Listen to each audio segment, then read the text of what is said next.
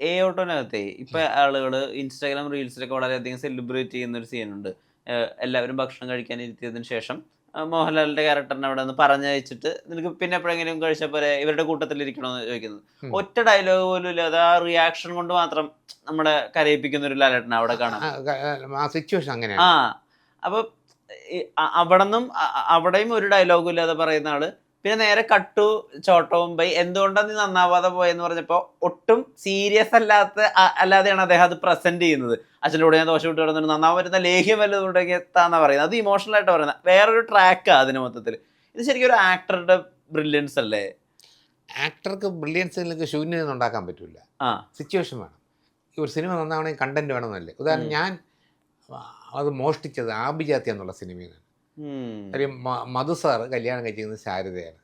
അപ്പം അനിയത്തിയെ കല്യാണം കഴിച്ചിരിക്കുന്ന നസീർ സാർ എന്താണ്. അപ്പം ഈ വലിയ വരുമാനമില്ലാത്തതാണ്. മധു സാറ് താഴെ ഇരുന്ന് ഇലയിട്ട് സദ്യ ഉണ്ടായിരിക്കുമ്പോഴത്തേക്കും പെൺകുട്ടിയുടെ അല്ലെങ്കിൽ ശാരദയുടെയും മറ്റേ അവരുടെയും അച്ഛൻ തിക്കുറിശ്ശേട്ടനാണ്. അങ്ങനെ വരുമ്പം പയ്യെ എൻ്റെ വീട്ടുകാരിൽ ആരോ വരുമ്പം ഇരിക്കാൻ സ്ഥലമില്ല. ഉടനെ ഓപ്പൺ ഇല്ല ഇങ്ങനെ ചോറ് വരികയാണ്. നീ നീ അങ്ങോട്ട് എണീയിരിക്കും. ഇതിൻ്റെ ഇടയിൽ തന്നെ നിനക്ക് അത്യാവശ്യമുണ്ട്, നീ അവിടെ എണീക്കും. അപ്പോൾ ശാരദയെ നോക്കും. ശാരദയുടെ കണ്ണൊക്കെ അറിയുമ്പം മധു സാറ് ഒരു വല്ലാത്ത ചിരിയും ചിരിച്ചിട്ടായിരുന്നു. ഞാൻ തിയേറ്ററിൽ നിന്ന് കരഞ്ഞ സീനാണ്. നമുക്കിത് എങ്ങനെ ഇതിനകത്ത് ഉൾക്കൊള്ളിക്കണം ഞാൻ വേണമെന്ന് നല്ല തുടങ്ങി. അതാണ് ആ സീക്വൻസ്. ബർത്ത്ഡേക്ക് അവിടെ കൊണ്ടുവരികയും പ്ലേസ് ചെയ്യുകയും സുകുമാരി ചെയ്തിട്ട് നീ അങ്ങോട്ട് എണീക്കും, നിനക്ക് ഇപ്പം തോന്നുന്നു ഇത്ര ധൃതി. അതൊരു വേറൊരു ഹിറ്റ് പടത്തിൽ നിന്നുള്ള കണ്ടൻറ്റ് അടിച്ചു മാറ്റുകയാണ്. അവിടെ നമുക്ക് ആക്ടർക്ക് പെർഫോം ചെയ്യാൻ കൊടുക്കണം. പെർഫോം ചെയ്യാൻ ആക്ടറിന് സാധനം കൊടുക്കണം, ആക്ടർ അത് ചെയ്യും വേണം. അത് മോഹൻലാലിൻ്റെ തന്നെ നമ്മൾ ചോദിക്കും എങ്ങനെയാണ് ഏതെങ്കിലും ഇതല്ല ഈ പടം ഞങ്ങൾ പടം ചെയ്ത് എങ്ങനെ ചെയ്തെന്നില്ല. എനിക്കറിയില്ല. എനിക്ക് ആ സമയത്ത് തോന്നിയും ചെയ്തു. ഒരു ആക്ടറിൻ്റെ ലൈഫ് എന്ന് പറഞ്ഞത് ഈ പറയുന്ന നിങ്ങളെല്ലാം കേട്ടിരിക്കുമല്ലോ. സ്റ്റാർട്ട്, ക്യാമറ, കട്ട്, ഇതിൻ്റെ ഇടയ്ക്കുള്ള ആ ഡ്യൂറേഷനിലുള്ള പുള്ളിയുടെ ഇതാണ് അഭിനയം എന്ന് പറയുന്നത്. പിന്നെ മോഹൻലാൽ ലൈഫിലും ആൾ ഫേക്കല്ല. അയാൾ അഭിനയിക്കാത്തത് ജീവിതത്തിൽ മാത്രമേ ഉള്ളൂ. ജീവിതത്തിൽ അഭിനയിക്കത്തില്ല, എന്താണ് സ്ട്രൈറ്റ് ആയിട്ട് പറയുന്നത്. പക്ഷേ ക്യാമറ മുമ്പ് വരുമ്പോൾ പുള്ളി പറഞ്ഞു ഞാൻ അങ്ങനെ പെരുമാറിയാണ് ബിഹേവ് ചെയ്യുന്നത്. നേരത്തെ നിങ്ങൾ പറഞ്ഞ മാതിരി ഒരാളിന് വലിയ ഡയലോഗും സീനും ഇല്ലെങ്കിൽ നിൽക്കാൻ പറ്റും. ഉദാഹരണം സബ്ജക്റ്റിൻ്റെ സ്ട്രെങ്ത് കൊണ്ട്. ഉദാഹരണം ദേവാസുരം എന്നുള്ള പടത്തിൽ ഞാനുൾപ്പെടെ ഞാൻ, ശ്രീരാമൻ, രാമു, അങ്ങനെ 3-4 പേരാണ് അദ്ദേഹത്തിൻ്റെ മംഗലശ്ശേരി നീലകണ്ഠ സുഹൃത്തുക്കൾ. പല രംഗങ്ങളിലും ഞങ്ങൾക്ക് ഡയലോഗില്ല. മോഹൻലാലിൻ്റെ കൂടെ പോവുക, ജീപ്പിൻ്റെ ബാക്കിൽ ഇരിക്കുക, ഫൈറ്റ് കിടക്കുക പറയാം. പക്ഷേ അതൊക്കെ ആ മംഗലശ്ശേരി നീലകണ്ഠൻ്റെ സപ്പോർട്ടാണ്. അവിടെ കയറിയിട്ട് എന്തോന്ന് ഇത് വന്നിട്ട് 15 ദിവസം ഒരു ഡയലോഗും ഇല്ല, ബാക്കി നടക്കുന്നത്. ആ നടക്കുന്നതും നിൽക്കുന്നതും അയാളുടെ ബാക്കി നിൽക്കുന്നത് ആ ക്യാരക്ടറിൻ്റെ ഇതാണ് സംഭവം. അപ്പോൾ അതുപോലെ തന്നെയാണ് തുടരും എന്നുള്ള സിനിമയിലെ കുഞ്ഞച്ചൻ്റെ കഥാപാത്രവും പല സ്ഥലങ്ങളിൽ അയാൾ വിങ്ങിപ്പൊട്ടുന്നുണ്ട്, അതുപോലെ സൈലൻ്റായിട്ട് നിൽക്കുന്നുണ്ട് ബാക്ക്ഗ്രൗണ്ടിലൊക്കെ. അയാൾ ലാസ്റ്റിൽ കൊണ്ടുവന്ന സമയത്ത് അയാൾ ഒരു നിപ്പുണ്ട് എല്ലാം തകർന്ന്. അത് മതി. അവിടെ കയറിയിട്ട് ഘോര ഡയലോഗൊന്നും പറയണമെന്നില്ല. ചെറിയ സെറ്റിൽ തുടരണതി മരണ വാർത്ത അറിഞ്ഞിട്ട് ഒരു റിയാക്ഷൻ ഉണ്ടല്ലോ. അയ്യോ, അതായത് പറഞ്ഞ് ആ വാർത്ത പറയുന്ന ആളൊരു വലിയ പൊസിഷനിൽ ഇരിക്കുന്ന ഒരാളാ, എല്ലാവർക്കും ഭയമുള്ള ഒരാളാ. അയാളോടുള്ള ഭയവും കാണിക്കണം, എന്നാൽ ഇത് ഇപ്പുറത്ത് പോയി പറയും, ഇത് രണ്ടിന്റെ ഇടയിൽ പോയി പെട്ടു എന്ന് പറയുന്ന ഇപ്പുറത്തേക്ക് നടന്ന ദുരന്തമാണ്, അപ്പുറത്തുനിന്ന് ഒരു വാർത്ത അറിയാണ്. രസമായിട്ട് ഇതുവരെ രാജേട്ടൻ്റെ അങ്ങനെ ഒരു എക്സ്പ്രഷൻ കണ്ടിട്ടുമില്ല. അത് ഞാൻ പറഞ്ഞേ, ഈ ഡയറക്ടർ ഞാൻ പറഞ്ഞില്ലേ, അദ്ദേഹം 10-16 വർഷം കഥകളി പഠിച്ചിട്ടുള്ള ആളാണ്. അതുകൊണ്ട് മാത്രമില്ല.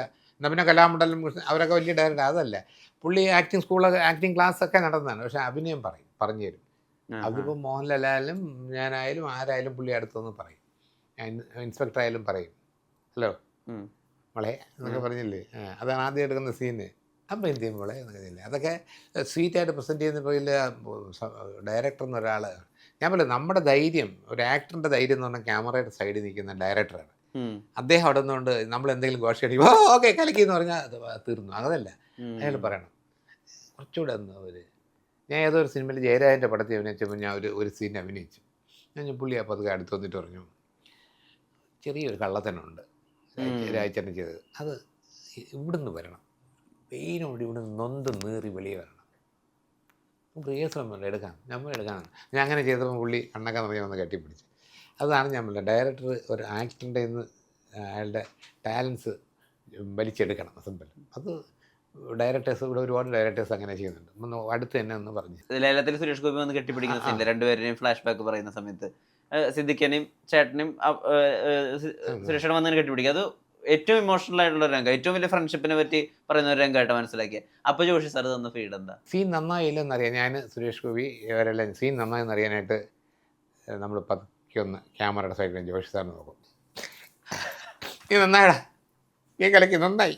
അപ്പോൾ നമുക്ക് ഭയങ്കര സംതൃപ്തി. എന്തറിയാം, പുള്ളിയുടെ പറയുന്ന ഡയറക്ടറുടെ കണ്ണെന്നറിയുന്നത്. പുള്ളി അത്ര ഇൻവോൾവ് ആണ്. ജോഷി സാറിൻ്റെ കണ്ണ് പറഞ്ഞ് ജോഷി സാർ കണ്ണ് നന്നായടാ, നീ നന്നായി.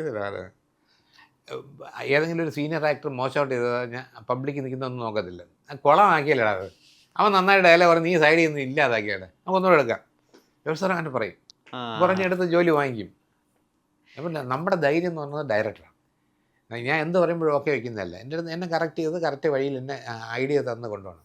ഞാൻ സെറ്റിൽ ആദ്യമായിട്ട് തുടരേണ്ടി ചെന്നപ്പോൾ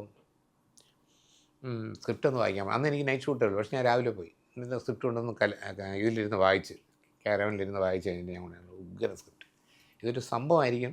എല്ലാ പടം കണ്ടിട്ട് സൂചിപ്പിക്കുകയാണ്, ഇത് സൂപ്പർ സ്ക്രിപ്റ്റാണ്.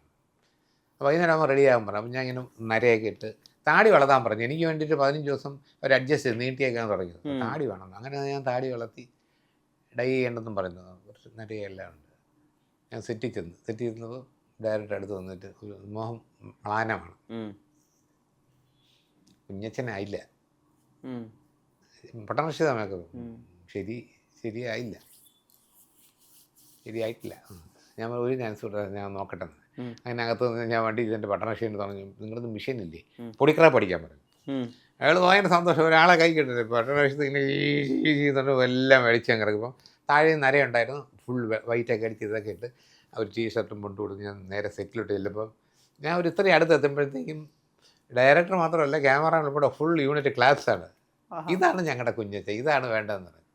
പിന്നെ ആക്ട് ചെയ്യുമ്പോഴും നല്ല പ്രൊമോഷൻ. നമ്മുടെ സീൻ നന്നായ ഭയങ്കരമായിട്ട് കൈയടിക്കും, എല്ലാവരും ചേർന്ന് കൈയടിക്കും. അങ്ങനെ ഒരു നല്ല രസമായിട്ട് നമ്മൾ ഒരു രസം വേണം. ഷൂട്ട് ചെയ്യുന്നതിനിടയ്ക്ക് ഒരു ഹെഡ് മാസ്റ്ററിൽ ഒരാളൊന്നും വരട്ടിയിട്ട് കാര്യമില്ല. നമ്മൾ സന്തോഷമായിട്ട് എടുത്ത് പോകുമ്പോൾ അതിനൊരു ഫ്ലോ ഉണ്ട്. അങ്ങനെ നന്നായി വരും. ഇപ്പോൾ ചോട്ടാ മുംബൈ എന്നുള്ള സിനിമ പിന്നെയും റീ റിലീസിന് വരുന്ന സമയത്ത് ഇപ്പോൾ ഒരു ഓൾറെഡി ഇരിക്കുന്ന ഒരു പടം, ആ പടത്തിനെ നമ്മുടെ പടത്തിലേക്ക് പുതിയൊരു ഫോർമാറ്റിലേക്ക് മാറ്റാൻ വേണ്ടിയിട്ട് അതിന് സാമ്പത്തിക ചെലവിൻ്റെ അപ്പുറത്തേക്ക് നമ്മൾ ഉണ്ടാക്കേണ്ട മറ്റെന്തെങ്കിലും കാര്യങ്ങളുണ്ടോ? ടെക്നിക്കൽ ഒരുപാട് കാര്യങ്ങളുണ്ട്. നമ്മുടെ സൈഡിൽ നിന്ന് ഒരു ഡിസിഷൻ ഉണ്ട്. ഉദാഹരണം, ഞാൻ ഇത്രയും പടം എടുത്തിട്ടുണ്ട്. വെള്ളാനോട്ടെ ഓട്ടോ 14 പടം എടുത്തിട്ടുണ്ട്. എനിക്ക് ഒരു പടം വേറെ റീ റിലീസ് ചെയ്യണമെന്ന് തോന്നിയിട്ടില്ല.